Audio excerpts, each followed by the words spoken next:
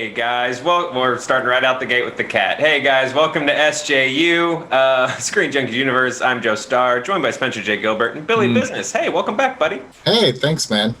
How's that? Well, we'll get into it in a minute. I gotta start the show. I don't have time for you and your kid. Sure. AMC and Universal just struck a huge agreement on VOD. We're gonna break all of that down for you. Talk about the implications that it has on the implications of the implications. Plus, Watchmen went all Dr. Manhattan on the Emmy nominations. We're going to talk about the biggest highlights and snubs. And by that, we mean we're going to get mad about Rhea Seehorn. And that is all in support of Direct Relief and Black Lives Matter. Links on how to support are in the description. I'm joined by Spencer J. Gilbert and Billy Business. Hey, Billy, how's the thing going with having a kid? Well, you have time to really think about what's important in life. And then somehow you still Rhea Seehorn. Look at this beautiful thing I've created. What's changed about the video on demand window? I'll tell you. Universal Pictures and AMC Theaters have signed a multi-year agreement that will allow the studio's film to premiere on premium video on demand 3 weekends, 17 days, after their theatrical debuts. So I'm just going to sort of get the chunk of information out, and then we can make our butt jokes. The pact has the potential to reshape the way that movies are marketed and distributed. Rival studios are likely to begin pushing for exhibitors to grant them more flexibility when it comes to determining when and how their theatrical releases can make their way onto home entertainment platforms. So let's get into what it actually is. Financial terms of the agreement were not disclosed. But in a statement, AMC's CEO, Adam Aron, said that the company will share in these new revenue streams, which means that it will get a cut of any money made on these digital rentals. And the press release goes on to note, the agreement includes at least 3 weekends of theatrical exclusivity for all Universal Pictures and Focus Features theatrical releases, at which time the studio will have the option to make its titles available across premium video on demand. So it's possible Universal won't do this every time. And they only have the ability to put movies on premium on demand, meaning that the rentals would go for like roughly $20 a pop. It can't sell films or rent them for lower on demand fees in the $3 to $6 range until 3 months after they debut in cinemas. And this, of course, all comes after remember 10,000 years ago when the Trolls fiasco happened and was going to destroy movies forever? So this comes a few months after Universal and AMC had a huge Taylor Swift level breakup. AMC was going to ban them because they put Trolls on VOD too soon. So clearly they have come together and figured out a way to move forward like all divorced parents should, for their kids. What do you guys think about this? Is this good, bad for the theatrical experience? Is this the death of theaters as we know it? What's going on? Billy, you want to start, or should I jump in? No, I'll start. I think this doesn't surprise me in the least bit. This is classic. Like, this goes back to like the Sony Marvel Spider-Man thing. It's like, oh no, the world's ending. It's like, whenever there's money on the table, you will find a way to work together again. You never say never. I don't think we've been saying, is this the death of theaters for, I don't know, the last 15 years or so? Theaters, I mean, I don't know, who cares? Honestly, at this point, maybe it's just because like I am a new parent, but it's like, oh, this is great. This is great news. I never have to go to the theater ever again. Fantastic. I don't want to. I don't like it. I'm not a purist. I'm not old school. My TV's great. My sound system's great. I'll watch it at home. A true film buff. Right?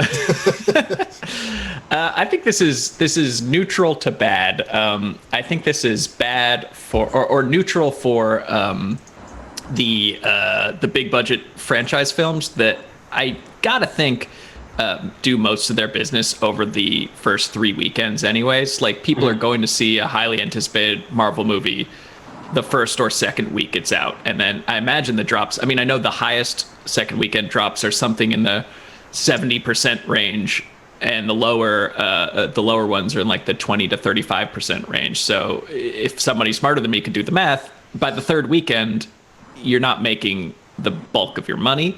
So the problem is for the smaller films or the word of mouth films, the comedies, the indie movies that get buzz where it's like, oh, this is great, you got to see this. It's rare, but they still make those that actually grow, and word of mouth like helps them make a lot of money at the box office. I think if they drop on VOD after 17 days, also the name of my favorite Prince song, that's going to hurt financially those smaller films that would have otherwise had legs, as they say, at the box office.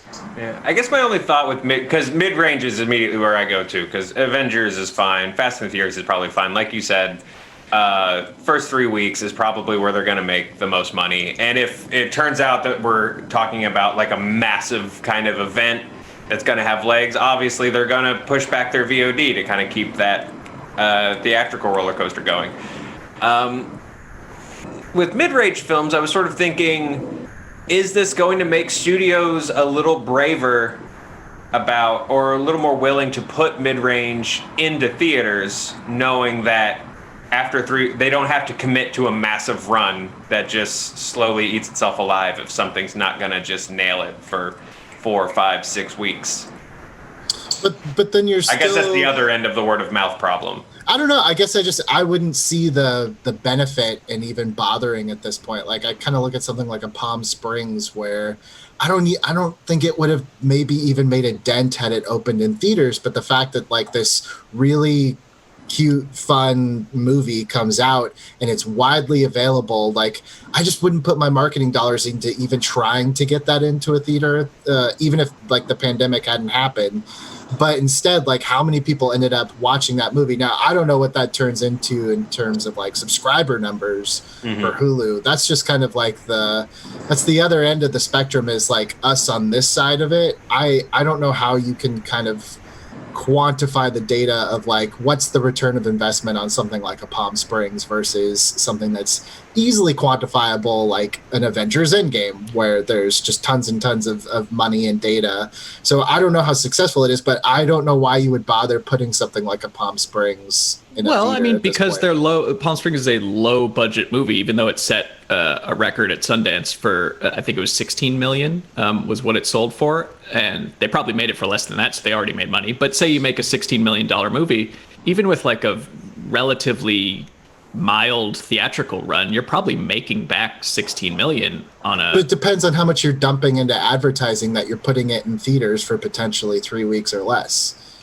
I don't know, it just doesn't seem like it's worth the effort to me on something like that. But again, I'm coming from the mindset of like theater experiences now will most likely be movies that warrant a theater experience. I will make the effort and vaccinate myself to see Top Gun in IMAX. I'm not going to make the effort to go see Palm Springs as much as I enjoyed that movie in the theater. I like that you also just created a new rating metric. Like, will I vaccinate myself to see a film? That's like you're like, it made me think of you like home brewing a vaccine for yourself. Do I drink it? I will drink the Clorox for Top Gun and IMAX. Shine the flashlight up your butthole and go see Tenet. What does the demon sex lady say about this? I want to see Black Widow. Let me flip it around a little bit. Let's talk about the consumer end of this deal, because obviously this deal is very attractive, very valuable to AMC and Universal. Valentine Lassar brings up a great point in the chat. Also, that's a great Bond villain name, and I look forward to you conquering the world. They said VOD equals more money per purchase. I get that it's a deal for families, but for single people like me, I don't want to spend $20 for a single viewing. Let's break down sort of the value there. Like, isn't that what you're spending? Like, going to the movies, like between parking and your ticket and Raisinets, you're that's what I'm curious about. Like, that's over $20. Yeah, but maybe this is out of touch liberal elite prices here in Los Angeles. Well, I mean, the thing is, like, too, if you're gonna, I mean, it's hard to say for some movies, but I mean, like, if you're a parent with like young kids and Trolls World Tour comes out and you're gonna drop $20, it's like, do you want to just wait 3 months and you can spend $20 for it, but then keep it because your kids are going to watch it over and over and over. Like, I guess $20 could be steep for that purpose. But then again, to shoot down my own theory, like, you pay $20 ish to go see a movie in a theater. Like, once you walk out of the theater, it's over. But here you have like 48 hours. You could theoretically just watch it, you know, like there is some intrinsic value. Yeah. Also, just as Ryan just dropped a little note for me, Palm Springs was made on a $5 million budget, sold for $17.5 million. Yeah, that was all upside for that movie. And there's a 69 in that number that I just didn't. They did that. Yeah. So I didn't want to get too far into it, but they wanted to beat the Sundance record for like the highest sale made there. So they added 69 cents. That is the most expensive sale plus 69. Okay, maybe that wasn't the best example, but it is literally the only movie I've been able to watch in the past month that my kids slept through.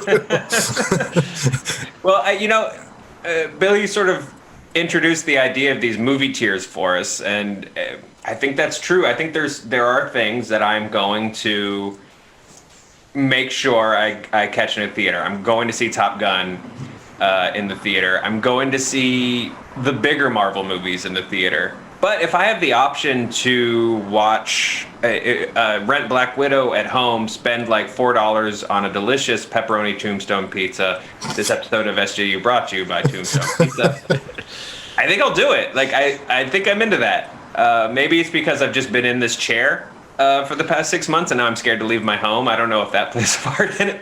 But I think the only thing that may be different now is, like, I don't know, 10-ish years ago, like, TV was good, but it was just starting to be great. But now TV is so great that it's just like, I don't know, I almost see movies as just like shorter seasons of TV shows now. Right. Like the mindset has shifted so much that it's almost like, I don't know, what's the point of going to the theater when I have movie quality episodes of like shows that are better than most movies just at my fingertips at all times. I mean, that's what's happened. There's been like kind of a brain drain from the movie industry into television of people who are interested in comedy and interested in like character-based dramas. They're just, people aren't buying, so they but TV is welcome to fill that void. There's a new streaming service every 5 minutes and they all need stuff, so it's kind of carved out those middle budget films, not just economically, but like if you're the type of writer or creator who's interested in that kind of thing, like your instinct these days is to go try to make a television show about it rather than try to make, God, I don't know, like Terms of Endearment. Like it's not going to happen in theaters. You're going to have to pitch it to Hulu. And we're going to, there's a lot of folks in the chat sort of popping up, and I agree with this. People reminding us, hey, my AMC, matinee price is $6.50, and I agree. Yeah, I think, if you just apples to apples, those prices, sure. But then, I think there's a lot of things that tie in. Like, do you two want to have to pack your kids' summer camp bag to go to a 90-minute movie? Are you going to eat? Are you going to get snacks? Or do you sneak them in like a ninja? I think there's a lot of things that go into whether or not you want to do this $20 VOD deal. Yeah, and look, I like going there. Consumer base can't see a movie before noon too, which I think is, a lot of people. I'm sure some people can see it before noon, and right now we might be able to, but by and large, people aren't able to see a movie before noon. That's why it's $6. Yeah, there you go.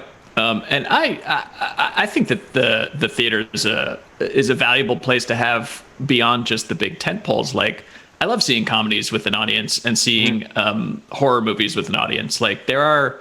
And I think that's one of the reasons why horror has maintained a presence in theaters, is because you can make it cheaply and it's still fun to see it in a room full of people. Yeah. And kind of, I don't know, it's all cyclical. Like you said, they've been predicting the death of theaters for 15 years or more, and who knows what the world's going to look like when we come out of this. People might be cramming into big ol' hog piles again because we just miss human contact. I mean, I told you I'm going to be a big face toucher. Yeah. Just as a heads up. What's going to happen when, God forbid, someday a Marvel movie is going to bomb Like they're going to spend $100 million to promote something and it's just not going to make money back and everyone is going to panic. Like what's the movie business going to look like after that? Who knows? Maybe it'll be, we're going back to indies. Like it'll be Kevin Smith again and stuff like that. Those will be the days. Well, let's talk about this. Do you think that this does this deal matter more for what's going on right now and what will be going on for like the next couple months to a year of COVID, and then things will kind of get back to normal as theatrical windows normalize? Like, is this kind of more of a we've got to help each other survive right now kind of deal? I don't know. I see this as AMC is just like, we're not going to make it. Let's squeeze every last dollar that we can potentially get while we can out of this. Because this is 100% like a desperation move at this point. You don't like completely 180 unless you're hurting bad. I think the bigger question is, if I'm Regal or Cinemark, can I get the same deal? Do I need the same deal? Also, like, what happens if, like, they don't do the same deals? Like, does that hurt them if they're stuck in these, like, long windows for Fast and Furious and, AMC is going to profit off of, getting it into your living room within a month? Like, there's just a bunch of questions, and it'll be interesting to see what the other chains do next, especially those chains that are not Cinemark, that are not Regal, that are your Lemleys and your There's no way that they're going to be able to compete, and you may see a lot of those end up shutting down first.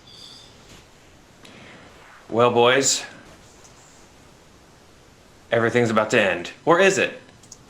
What's the movie? Langley says, I do think when theaters open, you'll see a massive boom in attendance records for stuff that no one would have normally seen.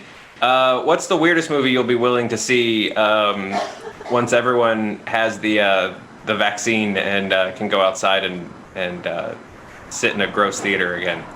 Oh, in a COVID-free world, I would just hang out in a movie theater. I'd just sit there just to get out of the house. Just see what's playing. I don't care. I'll see anything. Money Plane.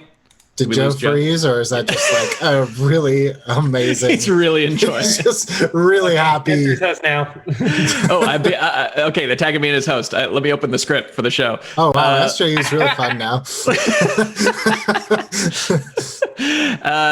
Billy, do you want to stop talking about movie theaters?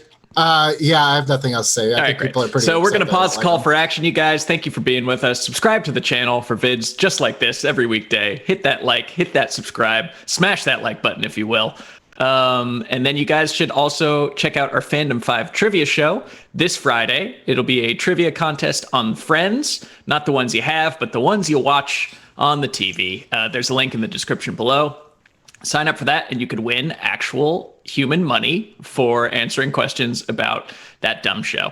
Also coming up, thank you to everyone who watched our Umbrella Academy review for season 1. And I believe Joe and Roth will be doing a review of season 2 next Monday. So you have all weekend to cram the Umbrella Academy into your eyeballs before I'll talk about that there, Umbrella Academy. Yo, hey, he's back. Look who it is. Hey, thanks for nailing that call out. Did we talk trivia? Yeah. Awesome. Make sure you do that. Let's talk about these here. Let's talk about these Emmys. You guys hear about these? Yeah. I appreciate you coming in for the host clutch. Thank you very much. Anytime, Joe. Netflix. Let's talk Emmys. Let's talk some highlights. And then let's get mad about stuff that didn't get nominated. Netflix broke the record for most nominations in a single year. They scored 160, but the most nominated series was HBO's Watchmen with 26, which is crazy. Crazier, Spencer, Quibi, 10 nominations. I didn't know that. Whoa, 10 nominations. Wow. For what? How? Ryan, can you break those up for us somewhere? I only knew because of the Fandom Twitter, so I'm on. Okay, I'm on it. Were they all for the Golden Arm? I'll find out. Thanks, brother. That's followed by, not surprising, Marvelous Miss Maisel with 20. Then Ozark and Succession each scored 18. Mandalorian, SNL, and Schitt's Creek each earned 15 nominations. So let's just kind of jump into our list of noms here, and I kind of want to get y'all's reactions for stuff. So let's talk about. I'm sorry, I'm still hung up on Quibi. That's impossible. That info.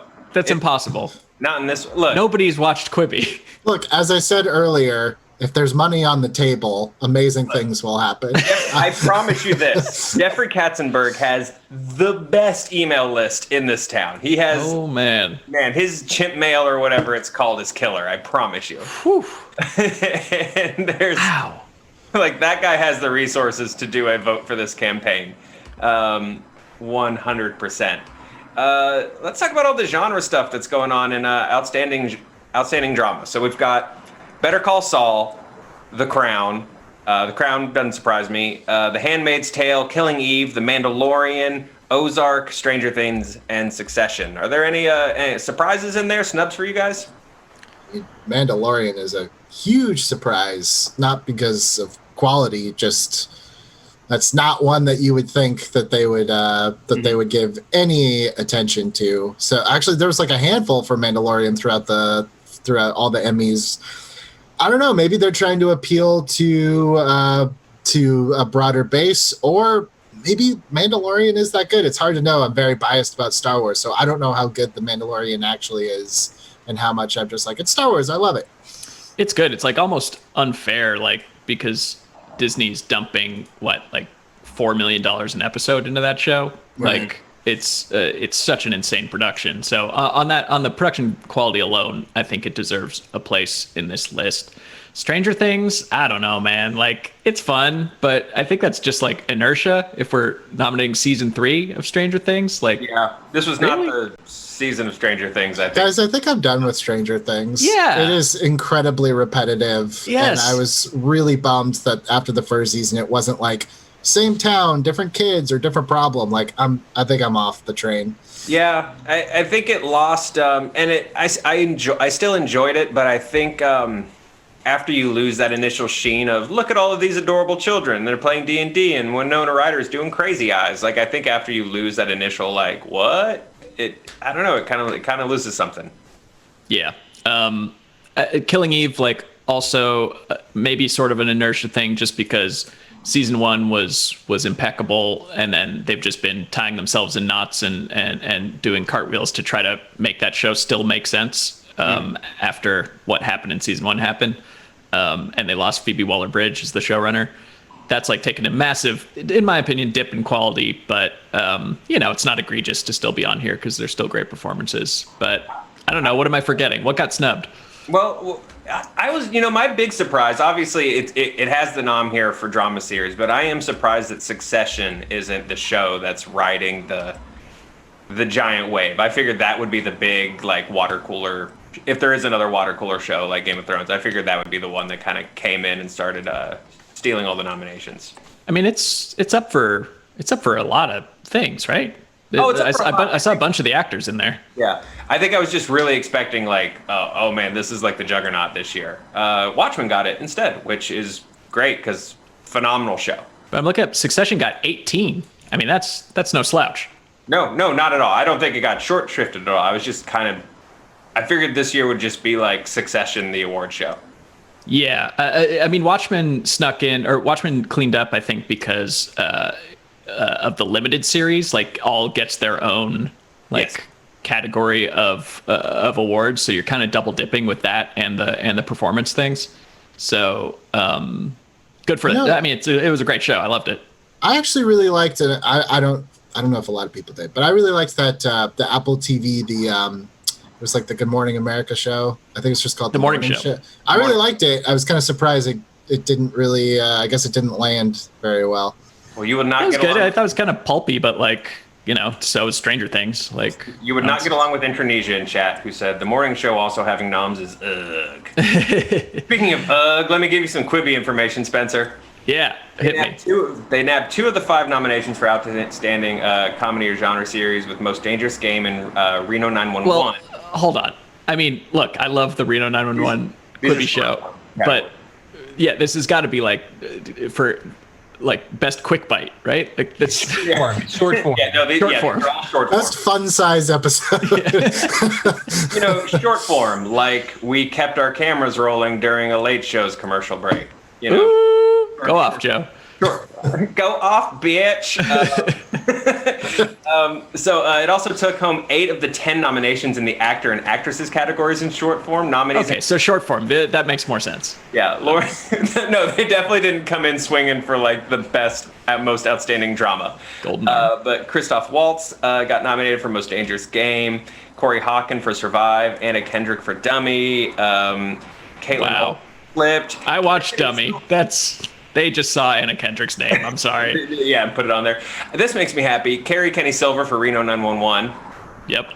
Legend. Legend. Well deserved. She should have been nominated when the show was on Comedy Central. So there's your Quibi nominations. They've got those. They've got the non-commercial break short form categories absolutely covered. Well, moving on. Let's talk. Yeah. Okay, so speaking of Watchmen, outstanding limited series. Watchmen, it'll win. Mrs. America, Unbelievable, Unorthodox, and Little Fires Everywhere.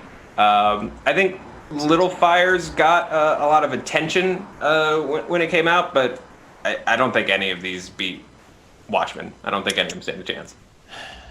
No, I mean, Little Fires, again, like kind of in the morning show vein of like it's pulpy. It's like it's a little bit more soapy, even though it's based on a wonderful book. The execution was just kind of like over the top. But it sounds like it's Watchmen's thing to lose. I thought Mrs. America was incredible, and like probably would be tied with Watchmen as just like a technical achievement and like a storytelling achievement, but with the sheer volume of nominations, it's probably going to go to Watchmen. Yeah. D.A. Baracus mentioned Witcher got snubbed. Witcher got snogged. It made out with William in the hallway. Did it? Yeah, I watched. I loved it. I watched like an episode and a half, and then I was just like, I don't know what's happening. Oh no, I mean I love The Witcher, but like the reward for The Witcher is that like many people watched it, and it's getting like greenlit for 6 seasons and 7 spinoffs. Yeah, I agree. I think the real reward for The Witcher is that like Todd McFarlane will probably make a toy series based on it, and that'll be. I just don't get it. It's just not for me. I don't understand it.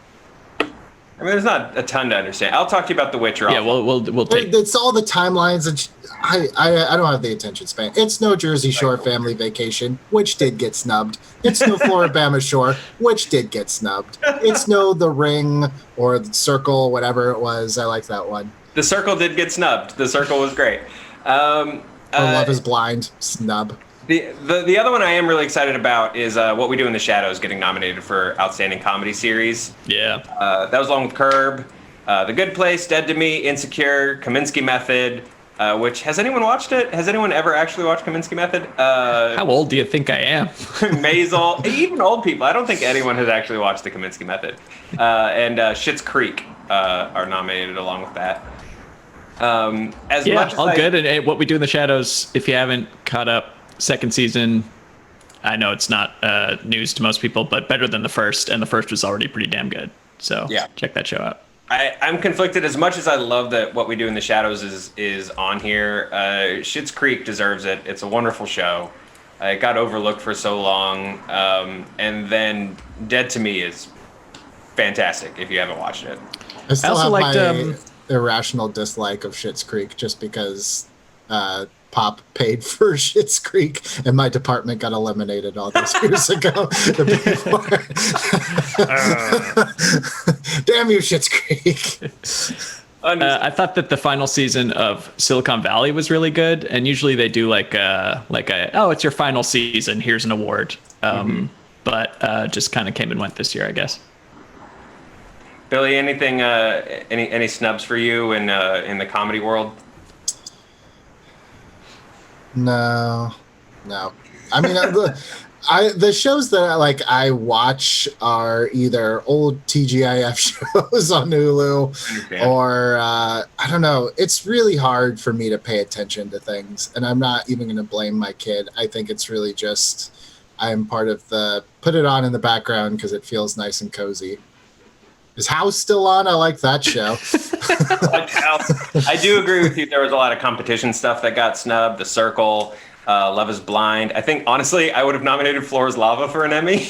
Wow. It's great. Actually, you know what show I really like, but I'm not sure. That's the other thing too, and I guess this is more like the streaming thing. Is like I don't know when shows actually came out and when I just got onto them, because there's probably a lot of shows that I'm like, well, how come that? But it's probably 2020. Like I loved the new Unsolved Mysteries. I really liked the Chris Evans, my kids being accused of something show.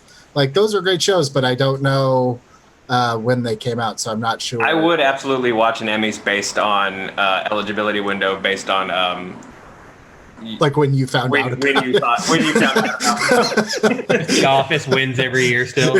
yeah. Guys, Parks and Rec is a hilarious show. Did you know? I just got really into Wings. We should be able to retroactively give shows Emmys. Like, let's just put Clone High in there because, like, we now realize how great it was. Actually, I don't hate that idea at all. We let's do that for SJU because it matters. We'll do the retroactive Emmys and give those shows the love they deserve. And finally, the duo that made Clone High will find some success and happiness in this industry. Good kids. Them. All right, let's walk through some actors, and I just want to know the snubs. Give me the snubs. Give me the winner. Outstanding lead actor in a comedy series: Anthony Anderson, Blackish; Don Cheadle in Black Monday; Ted Danson in The Good Place; Michael Douglas in no one's ever seen this; Eugene Levy in Schitt's Creek; and Rami Youssef in Rami. I don't know. Might get it. I think like that show is popular, has made enough of like a little noise. I don't know what I'm trying to say. That's my dark horse for the win. Which one? Rami. Yeah, I watched Rami. I watched The Good Place. I've seen a bunch of Blackish. Never seen The Kaminsky Method. And I've dipped into Schitt's Creek. I don't know. I'm trying to think who I would have nominated instead of these fine actors, but no Curb like, this year we're no Curb in here. Yeah. I would have. That was like the one comedy series that I actually really loved and was excited. I thought Curb had a really good season. Yeah. Me too. Was the great It did get nominated for best comedy, just no acting. Comedy. It is in the best comedy category. Okay. Well, was the great a limited series or a normal? Because I know they're coming back for season 2. Oh, so then yeah. Oh, it should definitely be the great. But would that be next year? I think. Yeah. It depends on if we're going by actual Emmy nomination windows or the when we found out about it. Yeah, it should definitely be Nicholas Hoult for the great. Should win all the Emmys, but I think that's next year. Okay. What qualifies as a limited series now? It's complicated. It's complicated, and I don't know how to answer that question. One of the What We Do in the Shadows, like Matthew. Is it Matthew Barry? Mm-hmm. I think he just looking at him makes me laugh. So I think he should have been well, especially if specifically the Jackie Daytona episode was the episode that got nominated for writing. I think his performance should have been nominated along with it. Sorry guys, I'm just gonna keep cranking through a few of these and then I'll let you go. Outstanding lead actress in a comedy series: Christina Applegate, Dead to Me; Rachel Brosnahan, The Marvelous Mrs. Maisel, not surprising; Linda Cardellini, Dead to Me. I'm so glad that both of them got nominated. Catherine O'Hara for Schitt's Creek; Issa Rae for Insecure; Tracy Ellis Ross for Blackish. I think this goes to Issa Rae. Like, Insecure's been really big. Oh, it's so good. It'll probably go to Maisel again, but it's my favorite one of those comedies that's like, it's a dramedy, but this one actually makes you laugh. I would definitely give it to her. Her performance is incredible in this. Missing, I thought, oh God, what's her name? She's on SNL. Shrill. It's based on Lindy West, but it's, help me out here. Oh, son of a, wasn't ready for this. Adie Bryant. Adie Bryant and Shrill I thought was incredible too. She's missing here. And then for new parent Billy, you get to see what you're in for raising daughters. Pamela Adlon in Better Things, who's been nominated a couple times but has fallen off even though of the list this year, even though I thought this season was just as good. But yeah, I think this one's Issa Rae's to take. I can't watch Marvelous Miss Maisel. I know everyone loves it, but just the theater energy emanating from that, I can't. I feel weird now that I know that she's not Jewish. Oh, really? She's doing Jew face? How dare she? The identity of the show is so Jewish that when I found out that she wasn't, I just thought it felt weird. I'll probably keep watching. But the one nom from Maisel that I do, obviously Shalhoub. I want Shalhoub to win Emmys for everything, even things he didn't have a hand in. But then also a dude that played Lenny Bruce kills it. He's so it's not just an impression. Like he takes sort of elements of the guy and then makes them into this. It's a great performance. That's why I think Maisel is worth watching, especially in the later seasons, is for the dude playing Lenny Bruce. Outstanding lead actor in a drama series, Jason Bateman for Ozark, Brian Cox in Succession, Sterling K. Brown, This Is Us, Steve Carell, The Morning Show, Jeremy Strong in Succession, and Billy Porter in Pose. Okay. Are you guys on Ozark? I like Jason Bateman. Are you an Ozark guy? I do. I really, really, really, really like Ozark. As much as I just said I really like The Morning Show, I actually thought Steve Carell was the weakest part of that show, but that could just be like I have a really hard time. Everything that he does is like, oh, that's Michael Scott. Yeah. Like I just hear the frustrated at Toby voice when he's trying to like act seriously. Like Foxcatcher was really hard to get through. It's like, oh, it's old man Michael Scott getting really mad at the Hulk.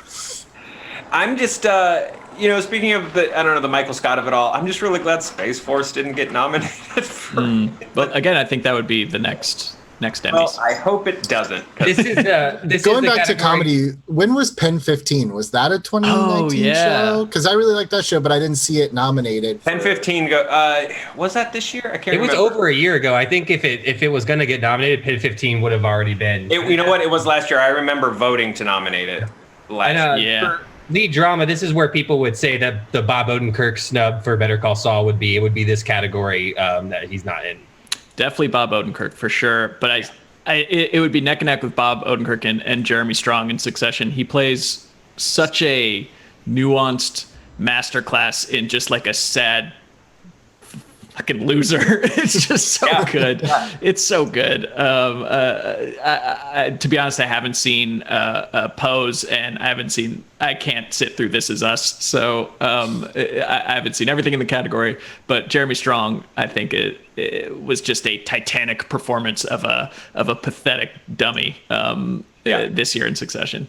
You're right. Masterclass is a really good way to describe it. He's so phenomenally pathetic on that show. It's really incredible. Let's get to the biggest snub, probably of the whole show. Outstanding lead actress in a drama series, Jennifer Aniston, The Morning Show, Olivia Colman for The Crown, Jodie Comer for Killing Eve, Laura Linney for Ozark, Sandra Oh in Killing Eve, and Zendaya for Euphoria. Kim Wexler, man. Kim Wexler deserves to be on this list. Rhea Seehorn deserves to be on this list. Yeah, she's really good. I don't know why the Academy does not like Better Call Saul more than it does, because it's just a brilliant show. There's no other way to describe it. Like, the storytelling is so patient and layered and nuanced, and the performances are so good, and everything is a slow burn that pays off perfectly.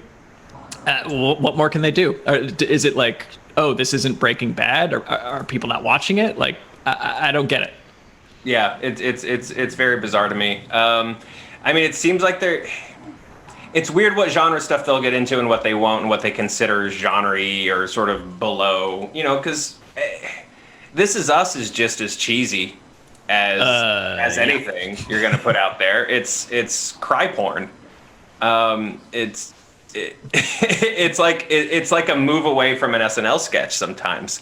And so to just, I don't know, to look down on some other stuff like, your Better Call Sauls and things like that is a weird choice to me.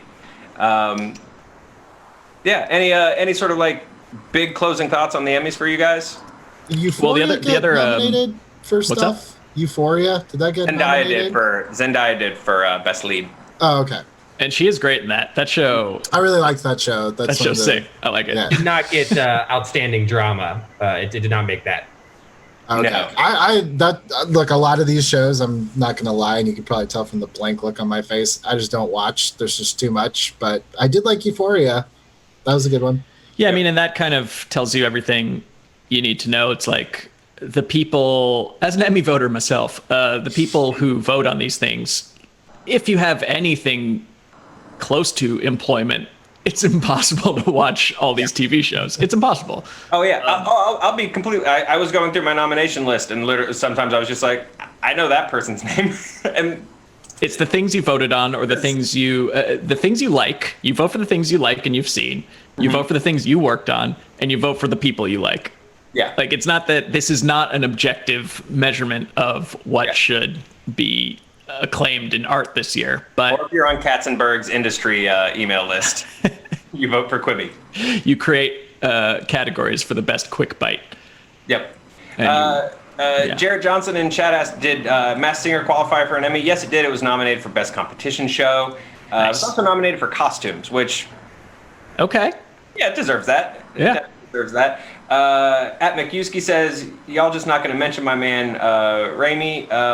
If you're talking about Rami Malek is... Rami Malek for Mr. Robot. For Mr. Robot, yeah, another show where it was, you thought it would get its, like, last season hurrah, but it got nominated, like, right when it came out.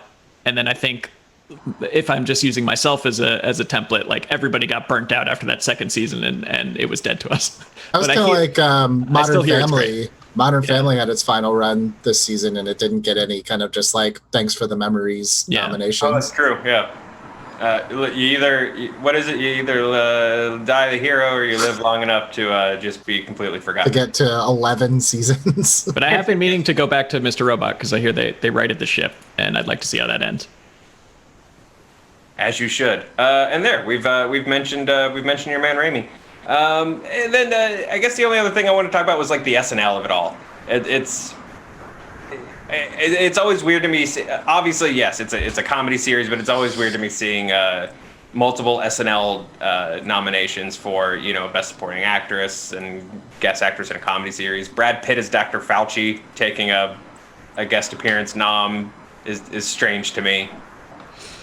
Yeah, I mean, as far as the sketch stuff goes, like variety programs, I get it. There's only like 3 variety programs. Yeah. Like it's like the SNL Black Lady Sketch Show, and what, Drunk History? Like what other? I think You Should Leave on Netflix. I Think You Should Leave. Love that. And I Think You Should Leave get snubbed, or do they get nominated? I don't think they got shit. There's no way they got nominated. It's too good. It's far too good.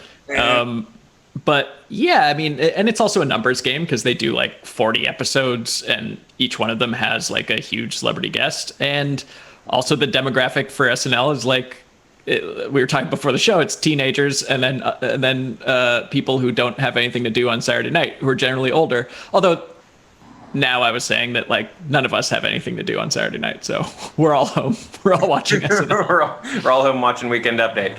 Yeah. Well, and at Thomas says Joe Exotic got snubbed.